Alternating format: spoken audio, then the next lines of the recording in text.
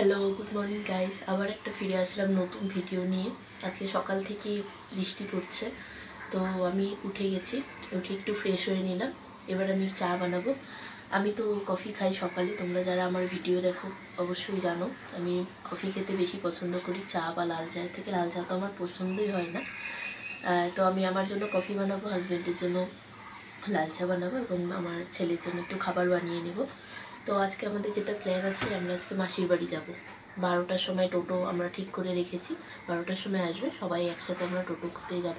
সবাই বলতে আমি, আমার মা, বাবা, শাশুড়ি, ননদ, ওরা যাবে হচ্ছে টোটোতে, কারণ একসাথে টোটোতে অত জায়গা বা ক্যাপাসিটি হয় না।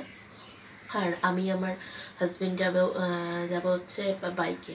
তো সকালেই বৃষ্টি শুরু হয়ে গেছে এমনই, তার জন্য মনটাও খারাপ হয়ে যাচ্ছে যে এত দূর যাবো, একটা প্রোগ্রাম করলাম কিন্তু বৃষ্টিতে কোথাও যেতে ইচ্ছা করে না।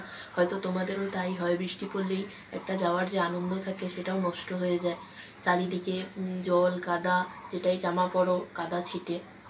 তো যাই হোক, প্রোগ্রাম যখন হয়ে গেছে আর মানিকেও বলে রেখেছি, তো মানিও খাবার দাবার অ্যারেঞ্জমেন্ট করেছে। তো এখন আস্তে ধীরে আমরা একটু চা, সকালের যে ব্রেকফাস্ট হয় সেটা খেয়ে নিচ্ছি, তারপরে আবার তোমাদের সাথে কথা বলছি। প্রথমে আমি এখানে হাজব্যান্ডের জন্য চা বানিয়ে নিচ্ছি। ও তো লাল চা খায়, আগেই বললাম তোমাকে, তাই আমি কাপ অনুযায়ী ওর আন্দাজ মতো আমি চা এখানে করে নিচ্ছি। আর আমি চা, দুধ গরম, তারপরে জল গরম যত হয় সব আমি ইন্ডাকশানেই করি, শুধু রান্নাবাড়ি যা হয় সেটা আমি গ্যাসে করি। তো এটা দেখতেই পাচ্ছ, আমি ইন্ডাকশানে এখন লাল চা বসিয়ে দিয়েছি, ফুটতেও শুরু করে দিয়েছে লাল চা। এটার হয়ে গেলে আমি এখনই নামিয়ে নিচ্ছি। এইবার আসবে আমার কফি বানানোর পালা। আমার কফি একদম গাঢ় না হলে আমার খেতে ইচ্ছাই করে না। তার জন্য প্রথমে আমি দুধ, কফি, চিনি কাপে দিয়ে দিই, তারপরে গরম জল করে ওই জলটা কাপে দিয়ে দিই। আমার কফিও বানানো এখানে হয়ে গেছে। এবার আমি চামচ দিয়ে গুলিয়ে নিচ্ছি, নাহলে অনেক সময় নিচে দুধ লেগে থাকে, পাতলা হয়ে যায় ওপরেরটা। হয়ে গেছে, এবার আমি নিয়ে যাচ্ছি ঘরে। ওরা তো ঘুম থেকে এখনো ওঠেনি, তারপরে ওরা উঠুক ঘুম থেকে, তারপরে খেয়ে নেবো। তো কাপ নিয়ে চলে এসেছি। তো অনিমেষ এখানে একটু বসে আছে, ঘুম থেকে ওঠার পরে ওইখানে বসে থাকে। আর আমার ছেলে খাচ্ছে খাবার, দেখতেই পারছো।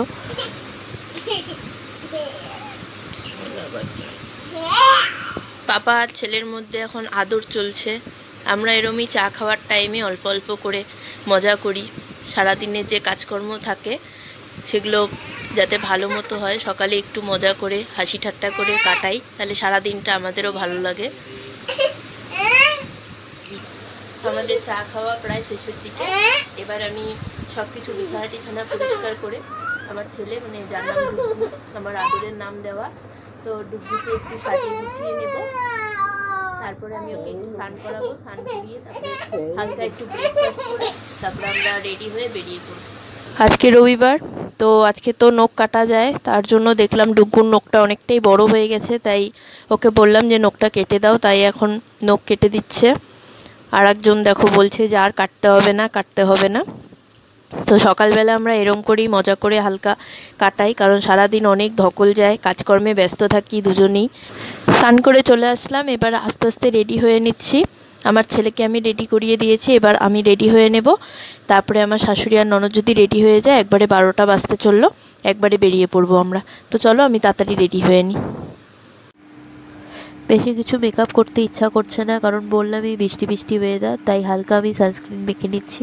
এবার একটা লিপ টিন্ট আমি কিনেছিলাম নতুন মিশো থেকে, তো ওটা একটু ঠোঁটে এবং গালে হচ্ছে মেখে নিচ্ছি।